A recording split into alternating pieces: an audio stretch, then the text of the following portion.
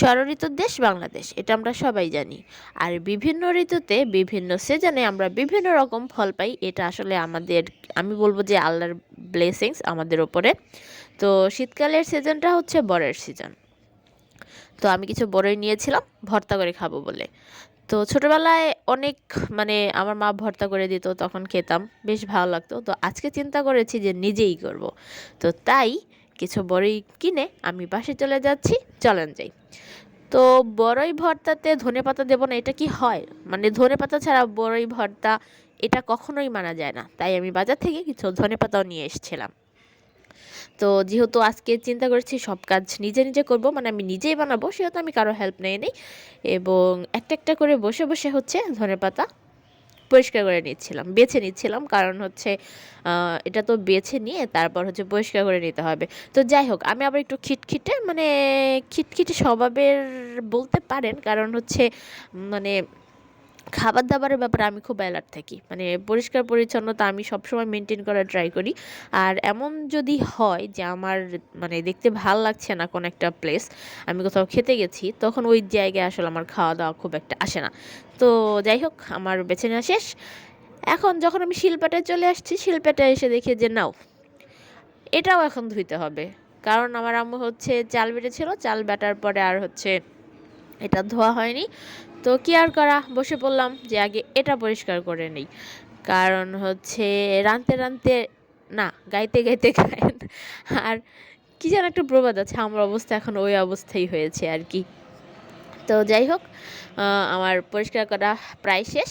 তো পরিষ্কার হয়ে গেছে, মনের মধ্যে একটু মানে বেশ প্রশান্তি লাগছে সিরিয়াসলি। আসলে খাওয়া দাওয়ার ব্যাপারে প্রত্যেকটা মানুষের আসলে আমাদের অনেক সচেতন থাকা উচিত। একটা পরিষ্কার জায়গায় খাওয়া, একটা পরিষ্কার বাসনে খাওয়া, এটা কিন্তু আসলে আমাদের মনে হয় যে বাঙালি হিসেবে আমাদের উচিত।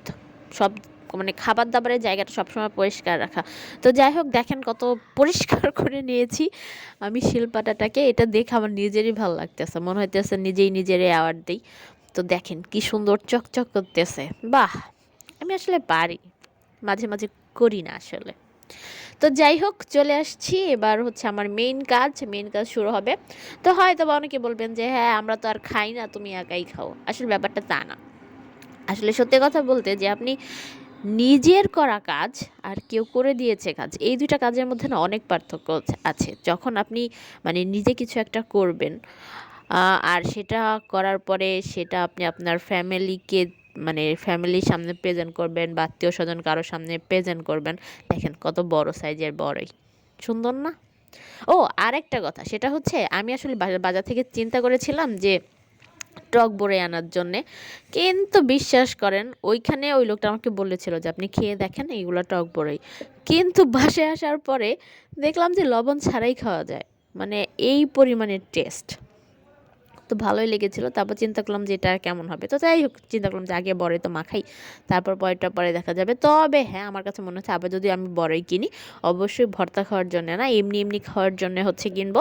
আর ওনার কাছ থেকে এই বড়িগুলাই কিনবো।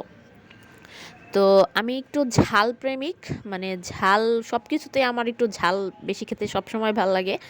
তো এখানে মরিচ আগে আমি একটু বেটে নিলাম, কারণ হচ্ছে ভেবেছিলাম আরও কিছু বড়াই দেই, সরি মরিচ দেই, কিন্তু পরে দেখলাম যে আসলে আমি তো একা খাবো না। আমি যদি একা খেতাম তাহলে না হয় আরও কিছু দেওয়া যেত। যেহেতু আমি একা খাবো না, সেহেতু যাই হোক, সবার খাওয়ার টেস্টটা আমার একটু মাথায় রাখতে হবে। তো যাই হোক, এটা হয়ে গেছে এখন। তো এরপর আমি এক এক করে ধনেপাতাগুলো নিয়ে নেব। ও হ্যাঁ, আরেকটা কথা, আচ্ছা আপনারা বলেন তো, এই বরেশ ভর্তার সাথে আমি আর কি কি মিক্সড করতে পারতাম?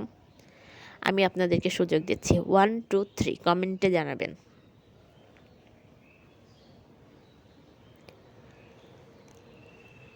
এখন আমি বলি, সেটা হচ্ছে আমি তেঁতুল ইউজ করতে পারতাম, আমি জলপাই ইউজ করতে পারতাম, আমি আর কি ইউজ করতে পারতাম, মনে হয় এই দুটো ইউজ করে দিলে আরও বেশি মজা হতো।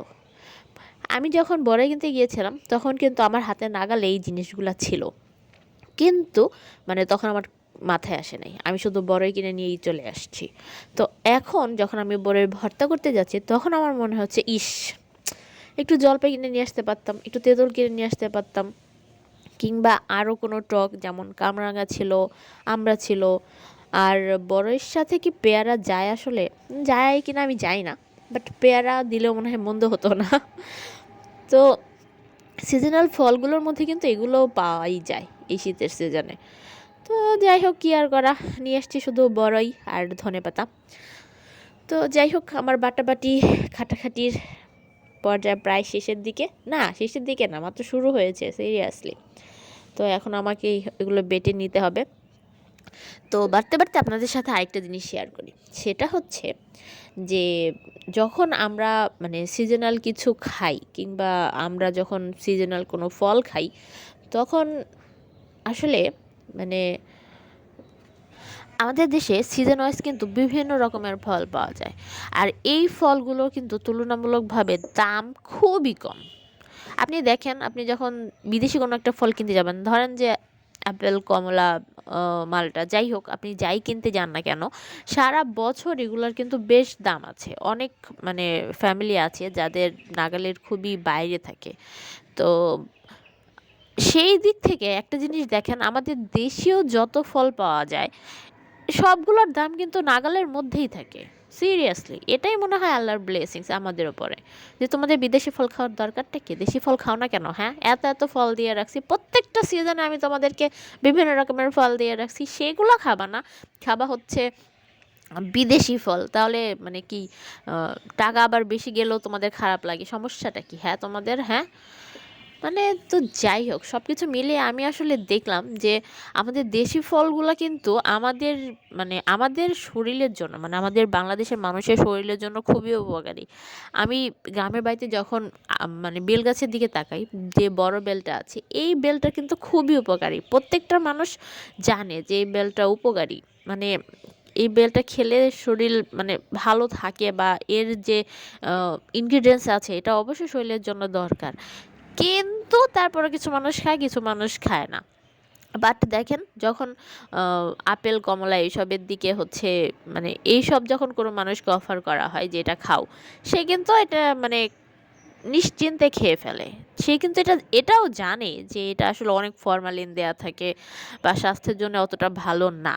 তারপরেও মানে মানুষের অন্ধবিশ্বাস, দাম যেটার বেশি জিনিস সেটা ভালো, এটা আসলে সব ক্ষেত্রে এই কথাটা ঠিক না। সিরিয়াসলি, আমার বড়ই ভর্তা অলরেডি শেষের দিকে। আমি সবগুলো বড়ই বেটে নিয়েছি, না ছেঁচে নিয়েছি আসলে। তো যাই হোক, এখন আমি ধনেপাতা আর হচ্ছে মরিচ অ্যাড করে মাখিয়ে নেব। তো নিজের করা কাজের মধ্যে আসলে অন্যরকম একটা প্রশান্তি থাকে। আমি অনেক মানে খুব প্রশান্তি পাচ্ছিলাম কাজ শেষ করার পরে। তো এখন আমার কাছে মনে হচ্ছিল যে টেস্ট কার কাছে কেমন হবে, বা কারো কাছে হয়তো বা ঝাল বেশি হবে, কারো কাছে লবণ বেশি হবে, তাতে কিচ্ছু যায় আসে না ভাই। মনের মধ্যে একটা প্রশান্তি পাচ্ছি। নিজে নিজে মেক করেছি, মেক করে সবাইকে নিয়ে একসাথে খাবো। এর থেকে আর প্রশান্তি কি হতে পারে, তাই না? তো যাই হোক, হয়ে গেছে। আর হ্যাঁ, আপনারা অবশ্যই কিন্তু আমার মতো ভুল করবেন না। বাড়িতে যখন আপনারা বড়ই ভর্তা করবেন, অবশ্যই জলপাই অথবা তেঁতুল অথবা আমড়া অথবা কামরাঙা এসব মানে আলাদা কোনো একটা ফ্রুটস, যে যতটুকু পারেন ফ্রুটস অ্যাড করে তারপর হচ্ছে একটা ভালো একটা সুন্দর একটা মজাদার মিক্সড ফ্রুট রেসিপি বানাতে পারেন। ওকে, টেক কেয়ার, বাই বাই।